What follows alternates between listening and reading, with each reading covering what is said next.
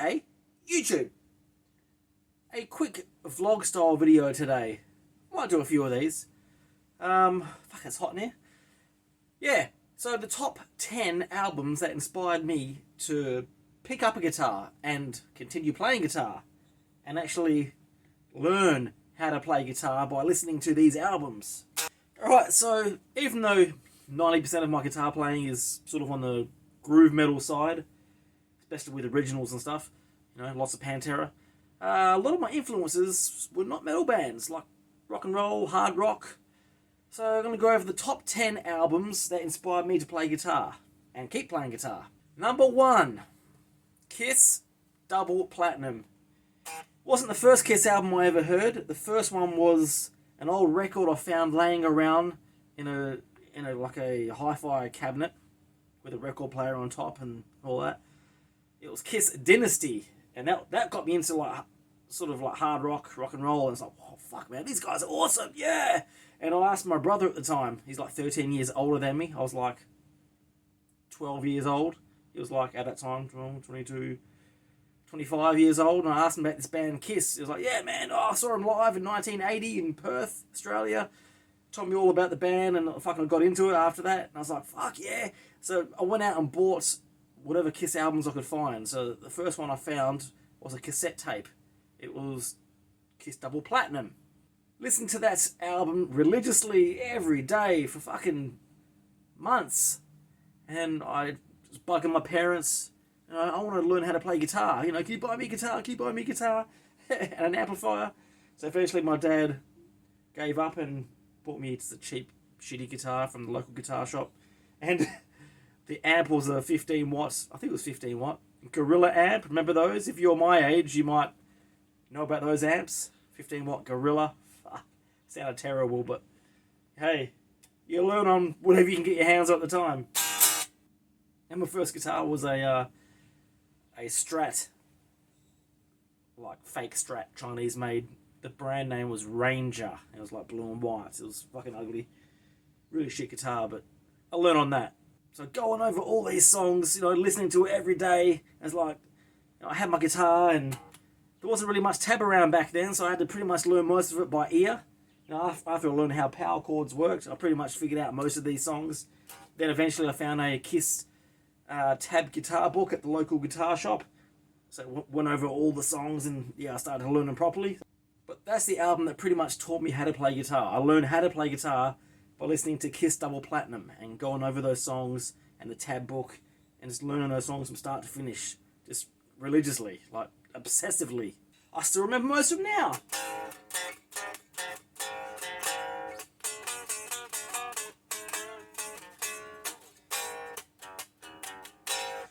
Anyways, number 2 for me, pretty much in order actually, was Black Sabbath Paranoid album. Holy shit. I mean, what kid my age that was learning how to play guitar didn't hear of this song?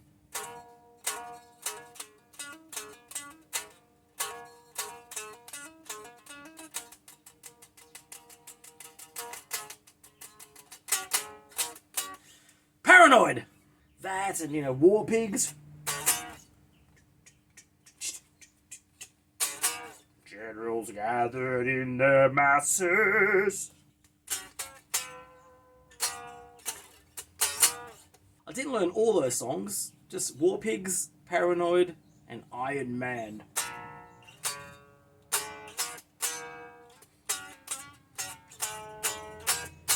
I'll play shit now. Has he lost his mind? Can he see or is he blind?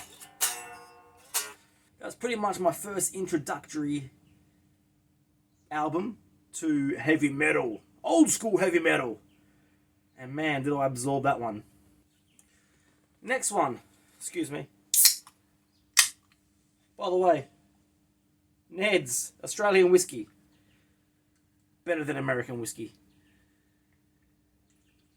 Next one is AcDc. Dirty Deeds. Done Dirt Cheap. What a great rock and roll album that is. Holy fucking shit. I absorbed that album day in, day out, learned how to play most of it. Probably forgotten half of it now. Dirty deeds, done dirt cheap. Dirty deeds, done dirt cheap. Classics like that one and Jailbreak.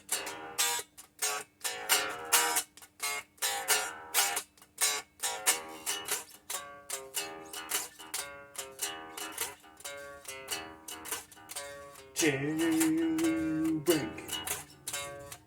Big Balls was another great fucking song from that album. Oh, fuck, remember?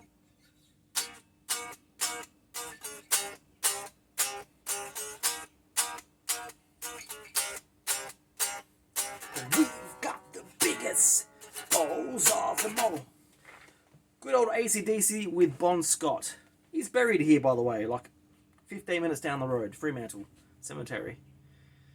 Problem Child, another great one. Can't remember how it goes. I need to revisit these albums one day and relearn them. This was the early 90s, mind you. So yes, what teenager in the 90s didn't listen to Nirvana? The Nevermind album was the biggest.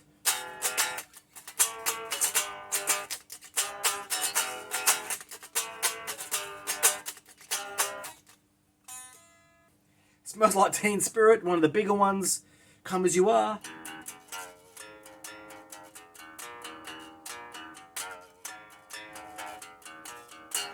I ain't gonna plug in today. Just straight off the bat, learned Smells Like Teen Spirit, In Bloom, Come As You Are, Breed, Drain You. That's about all I learned off that album, but holy shit. Who can deny that's a fucking great album? Another fantastic bloody album got me into guitar is Ozzy Osbourne and Randy Rhoads Live. What's it called? I think it's just called like Ozzy and Randy Tribute or something. It's just live concert recordings of Ozzy and Randy Rhoads. One of the greatest rock and roll / heavy rock live recorded albums of all time. I'd put Kiss Alive one in there too, but that one especially stood out for me. Randy Rhoads is way better guitar player than Ace Frehley, but I still love Ace Frehley.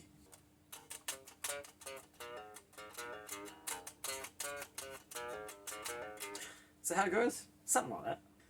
I started to get more sort of experience with listening to metal albums, you know, around about this point, 1995. And I got introduced to Metallica around about that age, 14, 15, 94, 95. And one of the ones that stood out for me was Kill 'Em All!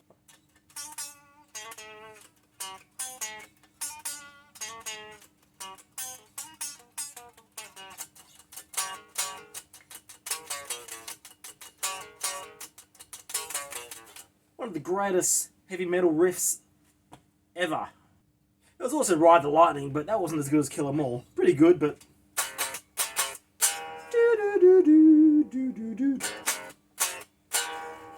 But yeah, Metallica was the shit in that day and age, and still is really, but who the fuck likes Metallica after the 90s? Who?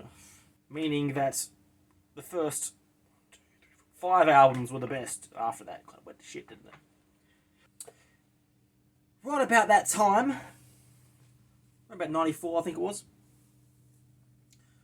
where Kurt Cobain killed himself dead, a band came out of Australia called Silverchair. A lot of people saw them as sort of the Nirvana replacement, because they were sort of grungy, heavy-ish, and everyone in Australia loved them. Just a bunch of young cunts, my age, maybe a few months older. Yeah, Silverchair, FrogStomp. What a fucking great album that was. Another heavy-ish, grunge-ish sort of album that's heavily inspired me and my guitar playing. Although every album after that got shitter and shitter. The guy's sort of a mental case, but that album, holy shit. And the next one, Freak. That was a good album. Pretty sure I covered a couple of those songs on my channel recently. Do I remember it? Probably not.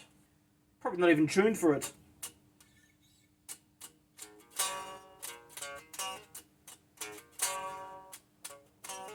Drop D, I think. Songs like Israel's Son and Pure Massacre, they were the two big ones. So that was a pretty big inspiration on my guitar playing as well. The next album was pretty good too, but... Freak!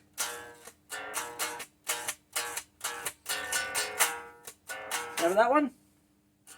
Nirvana in Pajamas, they used to call them. You Americans. Pretty good. But hey, no one can doubt they were a fucking great Aussie grunge band. Alright, you ain't ever going to hear of this band until I tell you. Australian metal band from the east coast of Australia. I can't even remember if it was Melbourne or Sydney. Alright, it's Sydney. I think they came out around about 1985, but I never really heard them until like early mid-90s. Mortal Sin, with their album called Face of Despair. They're a very Metallica-ish sort of metal band. I don't know if I can say they're a copy or like trying to be like a fake Metallica band or whatever, but they pretty much came out at the same time. Yeah, just a quick reference check. Ride the Lightning came out at 1984, Metallica. Mortal Sin was out at 95. 1985, you dickhead. Yeah. I guess you can say they're Australia's answer to Metallica. And what a killer fucking band, man. Like, sort of halfway hair metal. Such great tracks like I Am Immortal! Quick little sort of funny story. Yeah, me and my mate,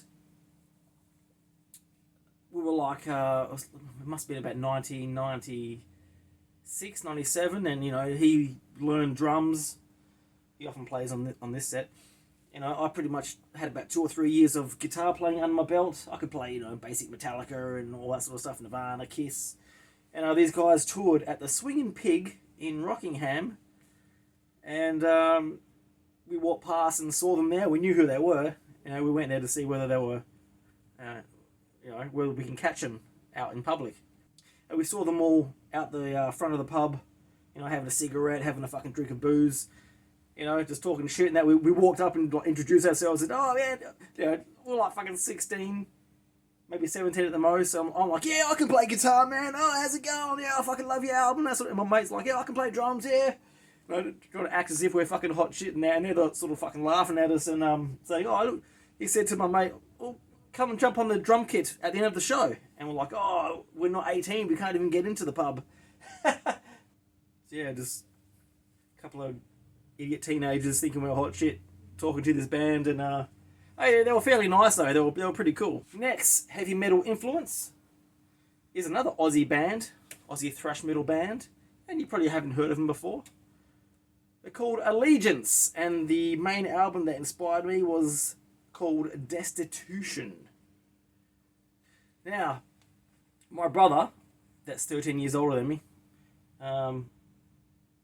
he was good mates with the drummer, his name's Glenn Butcher, and used to sell dope to him all the time. And yeah, so I actually met the drummer from that band at that time, you know, mid-90s, and they gave us like free copy of their fucking 2 albums that they've released, Destitution, there's another one called Skin Man, and that was it for me, man. I was like, holy fucking shit, man, this is awesome thrash metal. Apart from Mortal Sin, Allegiance was the biggest heavy metal slash thrash metal band that came out of Australia, even to this day, really. At the time, I thought it was pretty fucking cool that my brother knew the drummer and was selling dope to him all the time. And funny enough, a few years later, like 5 years after that, I think the band broke up at that point, but they've got back together a few times. I started doing Brazilian Jiu-Jitsu, you know, after Royce Gracie and all that, entered the UFC 1, 2, 3. And there was a school up where I live, and the Brazilian Jiu-Jitsu instructor was the drummer from Allegiance, Glenn Butcher. So I sort of got to know him at that point, you know, learning Jiu-Jitsu off him. Actually, they've just got back together. I saw it advertised online. Allegiance, Resurrection. They've either just played a show or got one coming up very soon. So they're back together, man. They should fucking make another studio album. And last of all, and probably my greatest influence out of every fucking band I've ever listened to is Pantera. Far Beyond Driven. My mate, the same mate that we met Mortal Sin and was talking shit to him, you know, in the mid-90s, 94, 95, just after the album came out, comes over to my house for a sleepover, and he brings his fucking album, and it's got the original artwork where it's got a fucking woman's ass with a drill bit going through it, and says, "Hey man, listen to this fucking metal album." At that point, I was like, "Oh, who the fuck are these guys? Pantera, right? What the fuck?" As soon as I put that album on, it fucking blew my fucking mind. That was it for me. Like, holy shit, this is the greatest music I've ever fucking listened to, ever.